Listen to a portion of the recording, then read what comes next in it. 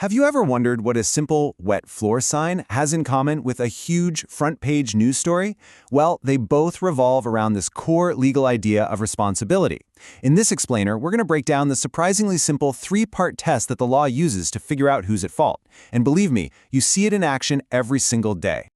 So, let's start with a scenario we can all picture.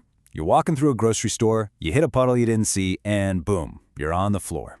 Now your first thought is probably, hey, the store is responsible for this. I mean, that makes total sense, right?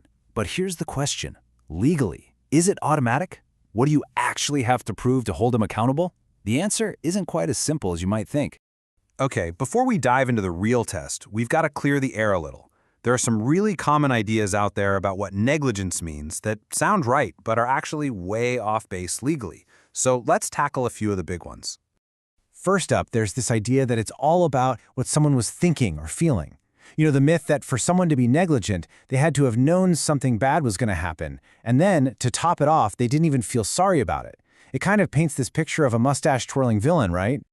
But here's what's so interesting. The law, in these cases, doesn't really care about someone's intentions or whether they felt bad later. It's not about feelings at all. Instead, it asks a much more practical question.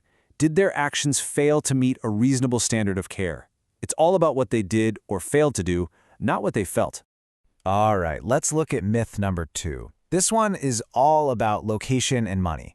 A lot of people think that for something to count as negligence, it absolutely has to happen in a public place and that the only kind of damage the law recognizes is a financial loss. But again, the legal reality is so much broader than that. Negligence can happen literally anywhere, in a private home, on a quiet street, you name it. And the harm caused? It's definitely not just about money. It could be a physical injury, a broken laptop, or any other kind of real tangible loss. And the last myth we're going to bust today kind of mixes up a few different legal ideas. It's this gut feeling that negligence is basically the same thing as breaking a promise or just, acting in bad faith.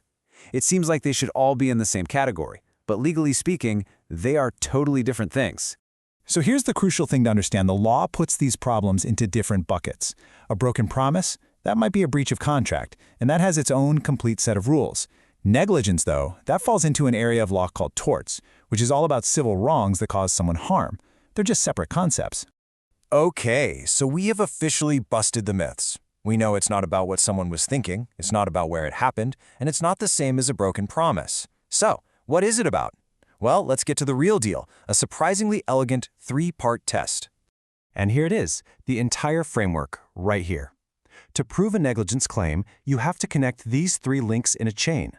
A duty existed, that duty was broken, and that break directly caused real damage. Let's take a closer look at each one of those links. First up, duty of care.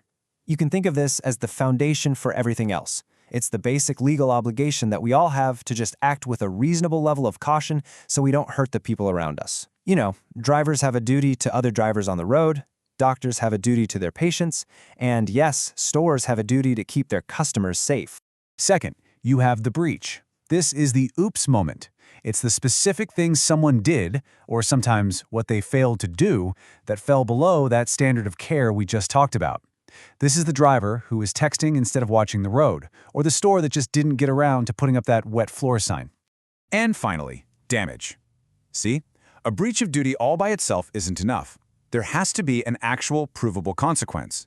This is the injury, the medical bills, the broken property. And, this is critical, this damage has to be a direct result of the breach. The link between the two has to be crystal clear. So we have our 3 parts: duty, breach, and damage. Now let's see how they all snap together perfectly by going back to our original example, the slip and fall in the grocery store. Okay, so let's apply our 3-part test. First, the duty of care. The store absolutely has a responsibility to keep its customers safe. Check. Second, the breach. They failed to clean up a spill. Check. And third, the damage. A customer got hurt and now has medical bills because of it. Check. See how all 3 elements have to be there? It forms this perfect logical chain that creates the basis for a negligence claim. So, if you take just one thing away from all of this, let it be this right here.